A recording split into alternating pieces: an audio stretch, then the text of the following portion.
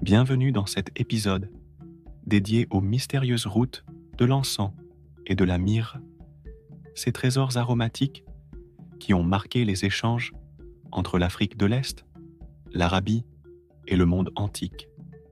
Je suis Becca et aujourd'hui, nous allons remonter le temps à la découverte des routes commerciales anciennes où la myrrhe et l'encens valaient presque autant que l'or. Imaginez les caravanes traversant les déserts brûlants, chargées de résines précieuses, issues des arbres du Yémen, de la Corne de l'Afrique et d'Oman. L'encens et la myrrhe étaient bien plus que de simples parfums. Dans le monde antique, ils avaient un caractère sacré et servaient lors des rituels religieux, des cérémonies royales et même des préparations médicales.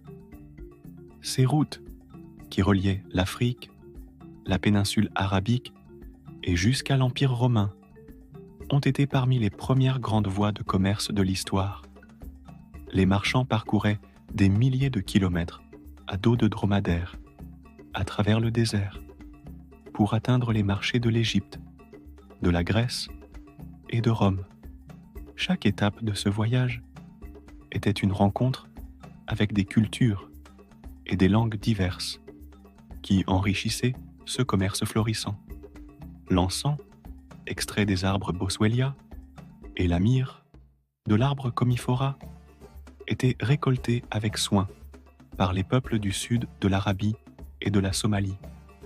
Dans leurs temples et leurs palais, les Égyptiens brûlaient de l'encens pour apaiser les dieux, tandis que les Romains l'utilisaient pour purifier l'air.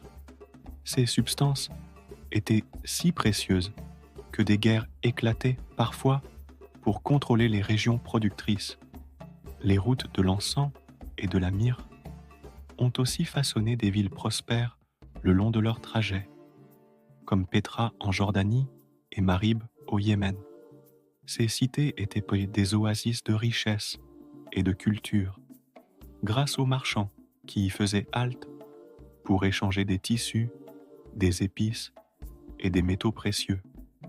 Aujourd'hui, bien que les caravanes ne parcourent plus ces routes, l'histoire de l'encens et de la myrrhe perdure.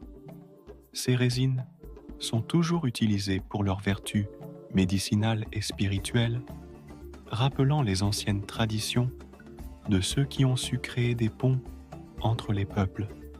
Merci d'avoir voyagé avec moi le long des routes de l'encens et de la myrrhe. Ici Becca, à très bientôt pour de nouvelles explorations au cœur des légendes d'Afrique et d'ailleurs.